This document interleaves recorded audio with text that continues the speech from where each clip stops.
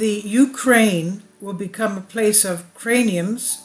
Its reconstruction with frozen Russian funds planned by the EU will not materialize.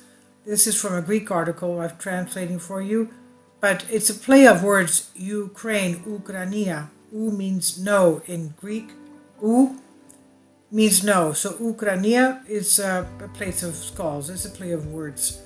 But going into the article, the European Union wants to use frozen Russian funds to help Ukraine rebuild as the conflict continues, but Ukraine will become a place of craniums, skulls that is, and the whole plan will not make sense to be implemented, the so-called place of skulls, craniums. The second Chernobyl will be much worse than the first, they say, and the president of the European Commission, Ursula von der Leyen, said that Brussels is already working on the issue and has already created a special group that's looking into the possibility of using Russian assets to provide aid to Ukraine. We have set up a working group with experts from member states and international experts called the Seizure and Freeze Action Pool, she said. According to the EU President, von der Leyen, the group in question will be tasked with mapping what's out there frozen and the legal conditions that need to be put in place to enable the seizure and thus the use of assets, the Russian assets in question. The European Council said last week it had invited the European Commission to propose means by which Russian assets could be used to support the reconstruction of Ukraine. The Deputy Secretary of the Russian Security Council, Alexander Venediktov, in June called the freezing of Russian assets one of the biggest thefts in history. The Ukrainian President, Zelensky that is, has repeatedly asked his allies to further support him financially and militarily throughout this conflict, even using the frozen Russian assets.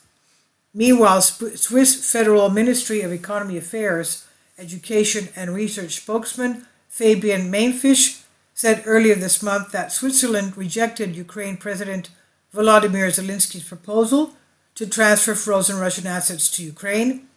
Zelensky's proposal to freeze Russian assets in Swiss banks and transfer them to Ukraine was delivered a few weeks ago.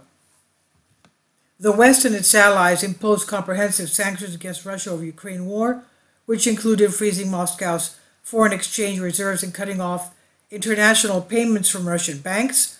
Russian Finance Minister Anton Siluanov estimates that about half of Russia's gold and foreign exchange reserves, worth more than $300 billion, were frozen. This is from Deepen News, and I've translated this for you from a Greek article. Please leave your comments. Thank you for your support.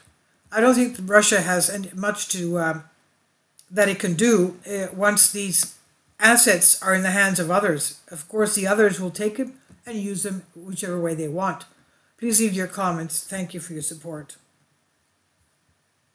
Kindly support my Patreon account. The daily posts are 5 videos daily, and they are totally different from what I have on my YouTube channel. Thank you so much for your support and that you find all my content so interesting. You'll find the Patreon account details in the description box below.